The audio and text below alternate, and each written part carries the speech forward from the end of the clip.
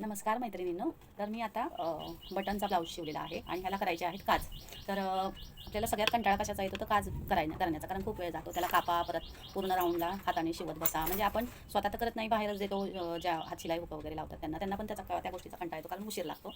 त्यामुळे मी एक सोपी पद्धत करते. ह्या ब्लाऊजांना मी मशीनवरच ह्याला काज बनवते. ती पण पिको फॉलची वगैरे मशीन काही लावायची नाही. जी आपण शिलाई काम करतो तीच मशीन, त्याच मशीनवर मी तुम्हाला काज कशी बनवायची त्या अगदी सोप्या ट्रिकने सांगणार आहे. त्यासाठी काय करायचं, फक्त एवढंच चेंज करायचं की जी आपली रेग्युलर जी शिलाई असते त्याच्याऐवजी थोडीशी छोटी शिलाई करायची, बारीक करायची, एक वर ठेवायचं, म्हणजे अगदी छान काज येते. तर ती कशी बनवायची ते मी तुम्हाला सांगत आहे. अगदी खुणा करून घ्यायच्या, पहिल्यांदा 5 खुणा करून घ्यायच्या बरोबर, आणि मग काज बनवायला सुरुवात करायची.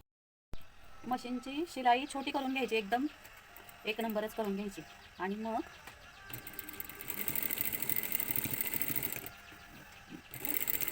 अशी कापणी तयार करून घ्यायची.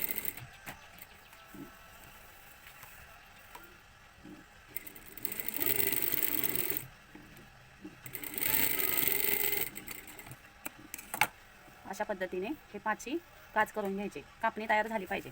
आता मी सलग सगळ्या करून घेते. परत एकदा आणखीन दाखवते. कट करा. 2 बोटामध्ये बरोबर हे कापड धरून कापड फिरवून फिरवून कापणी तयार करून घ्यायची.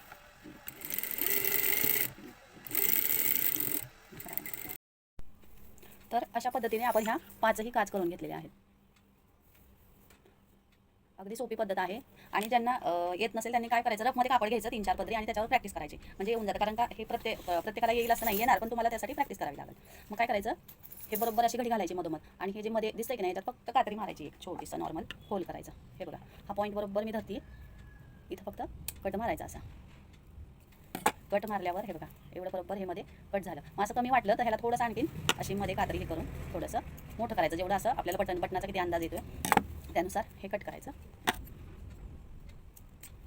हे बघा, हे अशा पद्धतीने आपलं आता याच्यात इझी आपलं बटन हे जाणार. अगदी मस्त ट्रिक आहे, तुम्ही पण नक्की ट्राय करा. अगदी सोपी पद्धत. आता हे सगळे कट करून घ्यायचे आणि बटन लावायचे. झालं आपलं. अशा प्रकारे हे काज तयार झालेलं आहे. अगदी वेळही जात नाही. प्रॅक्टिस असेल तर अगदी 2 मिनिटात तयार होतं आणि आपला वेळ वाचतो. तुम्हाला ही कशी वाटली की मला कमेंट करून सांगा. बाय मैत्रिणींनो.